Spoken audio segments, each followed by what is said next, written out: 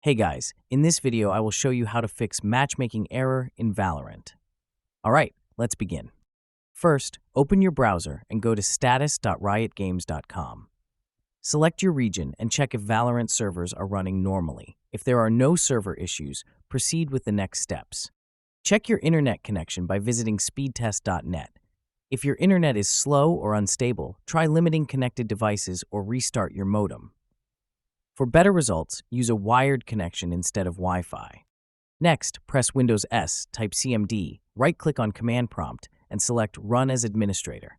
Enter the following commands one by one: ipconfig/flush DNS, shwin reset. Once completed, restart your computer and see if the issue is resolved. If the error persists, change your DNS settings. Go to Settings, Network and Internet, Advanced Network Settings, scroll to More Network Adapter options, and right-click your internet connection. Select Properties, uncheck Internet Protocol version 6, then double-click Internet Protocol version 4. Choose Use the following DNS server addresses and enter.